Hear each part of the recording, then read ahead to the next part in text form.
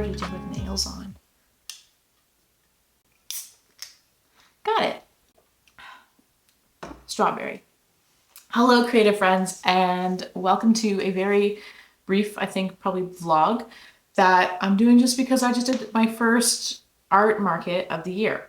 I also just washed my hair, so forgive if it looks a little messy. It's just a little damp. Yeah, I feel like I'm out of practice talking to the camera. So this weekend just passed. Today is Tuesday.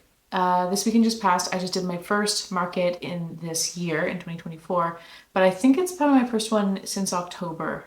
So it's been a little while, and I had a really great time, and I've got some footage of going there, setting up. It was just like fun, and we had a big 9-hour sales day and then drove home. So I just thought I'd tell you about how it went. And also I have some like thoughts about markets for this year for my business, but maybe also like generally. So if you're getting into markets for this year as well, I don't know if this will resonate, maybe. So about this show, it was in PEI. So if you don't know me, I live in Canada in Nova Scotia, right on the ocean. And PEI, Prince Edward Island, is like another province, but it's probably like a 3.5-hour drive from the city where I live. So it's not super far. And this show that I was doing is like called like the Maker Market, and it used to be like an Etsy branded show, but they aren't partnered with Etsy anymore. And I participated at their Halifax show in October, which is where I live, and it was like the best market I've ever had for my art business. So I was really excited to be able to do their Charlottetown show as well. So that's where I was going. And my brother also came because his business had a booth too. And that's my family's business, making sea salt. If you haven't heard me talk about that before, I started that company 6 years ago, and now my mom and my brother run it. So they were also doing that. So we got to carpool. We stayed at my mom's friend's house. So it was really like a budget-friendly trip and market for me, which was great. And I'm happy to say that this market was even better than the last one I did. So this one was now my highest grossing, is that the right way to put it? My highest earning market that I've ever done for my art business, which is pretty exciting if you ask me, especially because I was on the fence about how many shows I want to do this year. And now I have a new like enthusiasm for it. So I'm going to show you some of the footage I took of the drive there. I didn't film as much as I was planning on because I was super like sinus coldy. Like I didn't feel gross, and I don't think anyone would have known I wasn't feeling great, but just like my head was like congested the whole time. So it's kind of just like a clip show of things I did. So let me give you a quick brief whirlwind tour of my market this weekend. And you can see my booth, which maybe you're interested in. And I have a lot of thoughts on that booth, so check it out. 사실은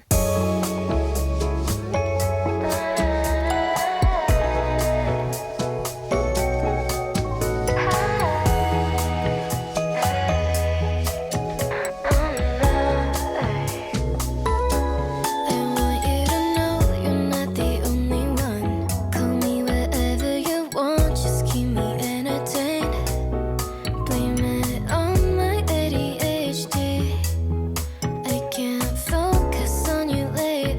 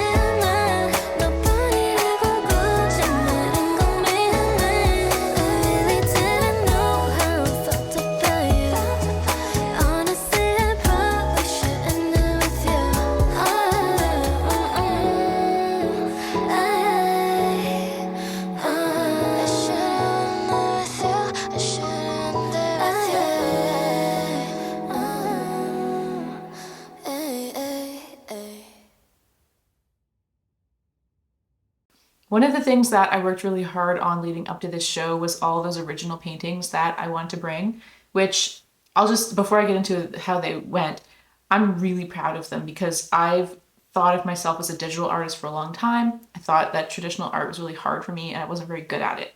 So the fact that I've made this collection that I think looks really beautiful is so exciting to me and I just feel really proud of it. I didn't sell very many pieces of it though. So I brought all of it and it did have, so there's pros and cons. So what sold the most at this show? It was my art prints. I sold so many art prints that I should have brought way more of my popular ones, but I just am out of practice. I kind of forgot which ones were the popular ones. So had I brought more, I could have sold more and that's shame on me for not knowing that. And then second most, I sold greeting cards, and then everything else was sort of just in the third place category. And I had notebooks and pins and what else did I have? Like just other little bits and bobs here and there. But what I will say is the original paintings brought in a lot of people and made them stop. So I think that was a really good strategy. I used my grid wall for the first time and put them up on there. And I was like the third booth in as well. So that people were pretty fresh when they were walking past and they were a little overwhelmed. So I think having that wall of art that was like really visually impactful because I think the collection looks really pretty together. A lot of people stopped and as a consequence looked through my prints and then would buy them. I also had prints made of those paintings from that collection and I sold a lot of those as well. And a couple of times I had people who were like stopping, they were like getting ready to buy one of the pieces, which were not very expensive. Like these original pieces are, you know, around $100, a little bit less, a little bit more for some. So they're not, but they're not very big either. And it's my first collection, so they're not priced super high. But I don't know, it was just so overwhelming that I found people were getting distracted or they were having like people call them over or it just wasn't an environment for a thoughtful purchase, if you know what I mean. I'm not trying to make excuses. If people just didn't want to buy them, that's fine too. But that was sort of my impression after talking to a few people. So, but the prints did really well. Of course, the question is always kind of, is this a show where people are buying things at a higher price point? Do people want to buy original art? There were lots of people selling original art who did sell really big pieces, like $1,000 oil paintings and things. So I think there's definitely a demographic for it, but they were by far the minority of people in the crowd, and it was a very well-attended show. So I think this just kind of told me something that I already knew but maybe wasn't paying attention to, which is that art prints are a really big cornerstone of my business, which is great because the margins on them are great. I get to share my work. I cannot tell you how many times people stopped to talk to me about Cookie Crow, which sold out, which is too bad. I didn't realize Cookie Crow was going to sell out, but people would pick it up. And normally with my art, because I do a lot of cute animals, my favorite reaction is people go, "Oh my God, look at this." And then they bring their friends over and show, but it's a very high-pitched delight. Cookie Crow, people were going, "Oh no." And it was a very different reaction. And then it was, "Oh no, I have to own this." Which was extremely funny to me. That happened for almost all of the copies of it I had. So yeah, so that was all to say that I think I need to refocus on how to make art prints an even bigger part because it's clearly what's working. I think the original paintings I'm still excited to keep making and bringing, but I think the grid wall might even be better served by having more of it and having prints on it as well to catch more people's eye, because it was often the case that I was reshuffling the displays to put the popular ones out front, and those were what were bringing people in. So I just have enough experience to know which of my pieces are very eye-catching, I guess. So that was one lesson. The other was that I just didn't feel like I wasn't ready for how big my spot was going to be.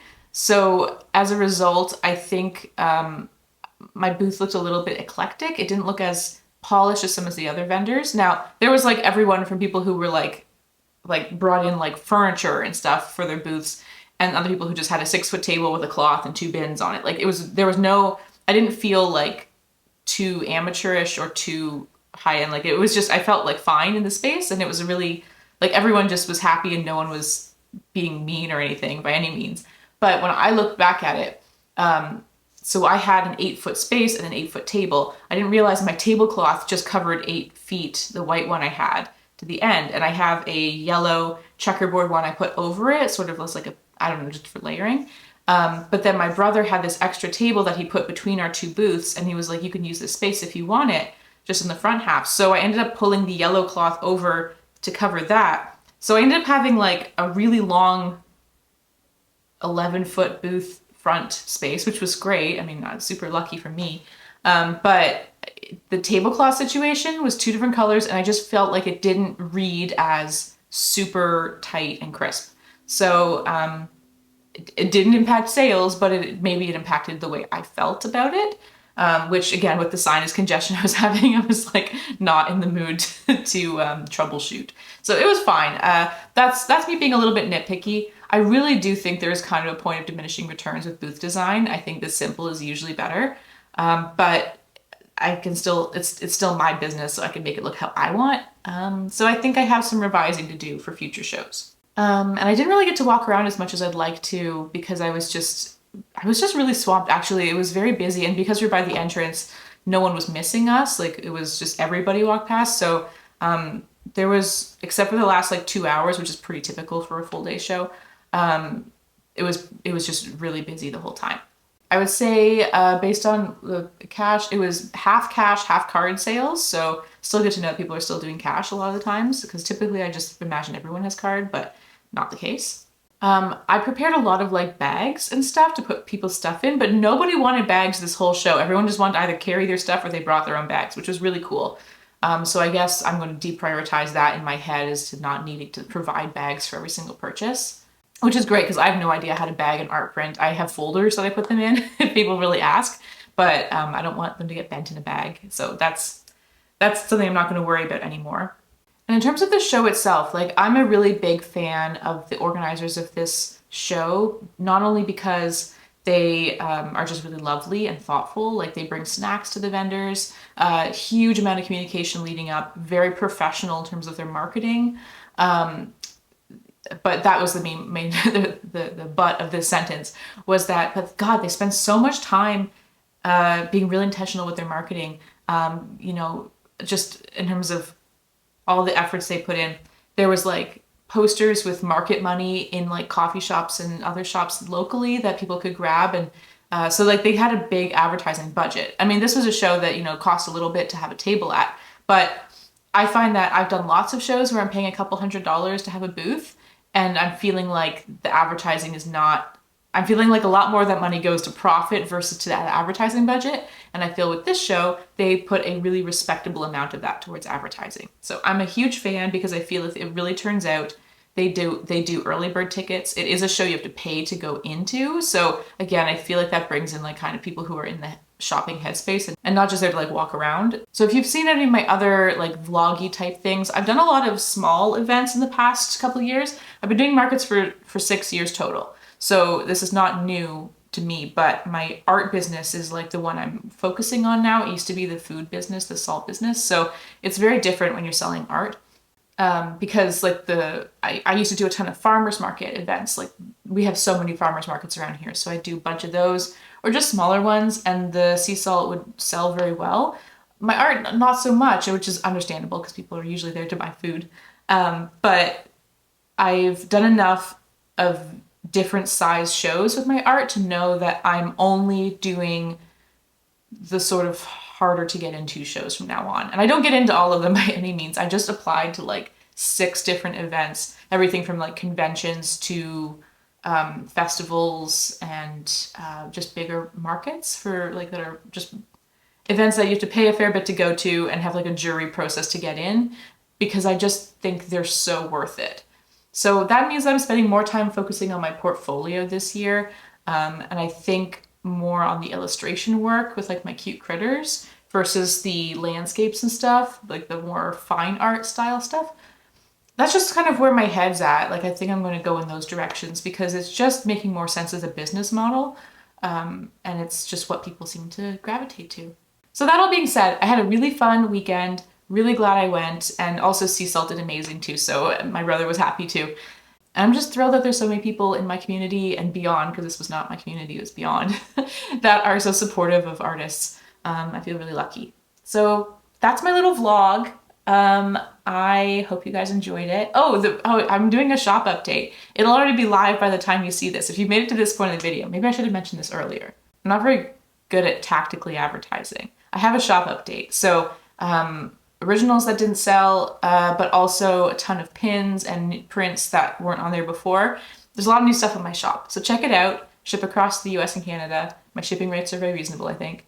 And it's all in Canadian dollars on my store, so if you're in the US, it's going to be less for you, so that's exciting. It'll be cheaper for you. I will post about that on my Instagram, so yeah. I'm just going to drink my bubbly and go figure out how to get back to work, because I've been focusing so hard on this market for like weeks and weeks that I haven't really had time for like my computery work and video editing, so that's what I'm gonna go do now. Hope you're having a good week. My skills at being awkward on camera have not improved. All right, I love you. Thanks for watching. I'll catch you later. Bye.